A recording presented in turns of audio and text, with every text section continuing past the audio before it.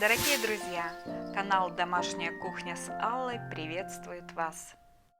Друзья, всем доброе утро! Сегодня готовлю на завтрак гренки. А что еще делать, если батон зачерствел? Ну, может, вы подскажете. А у меня сегодня гренки. Давайте готовить.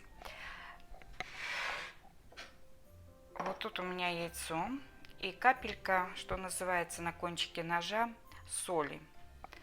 Это нам надо немножко взбить.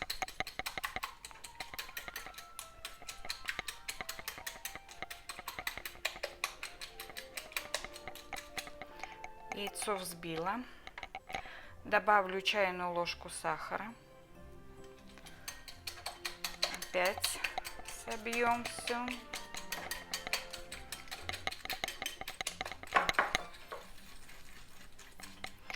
Все, достаточно.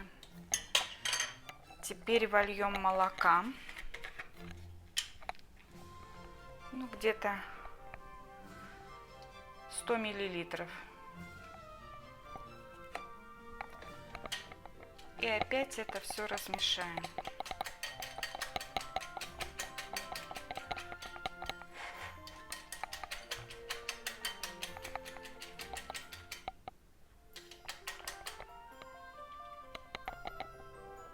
Вот у нас такая получилась смесь.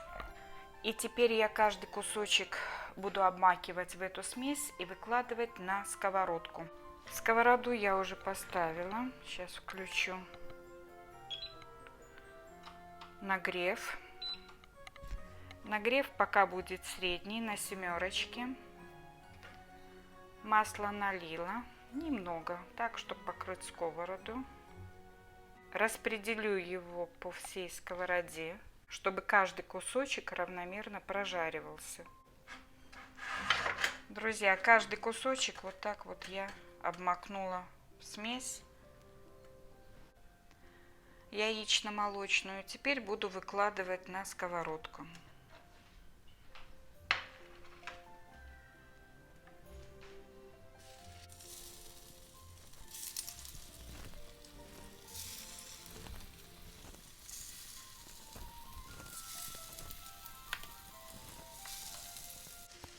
Жарим до золотистого цвета обе стороны. Переворачиваю гренки.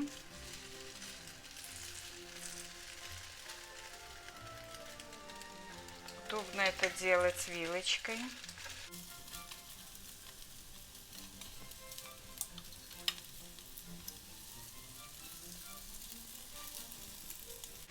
Вот такие они красивые, нарядные.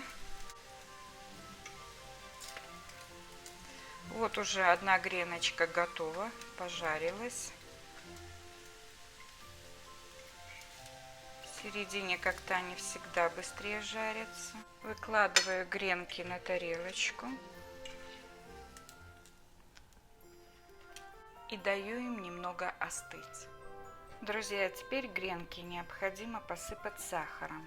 Может быть, кто-то захочет на гренки выложить джем или варенье, как кому нравится.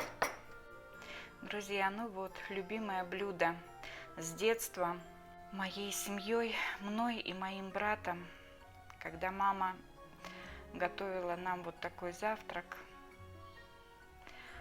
Вспомнилось мне сегодня. У кого есть черствый батон, это наилучший выход для того, чтобы сделать вкусный и простой завтрак. Всем приятного аппетита, хорошего дня. Рада вас всех видеть на своем канале. До новых встреч и пока-пока.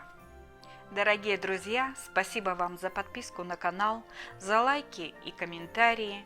Всем вам желаю здоровья, процветания и успехов.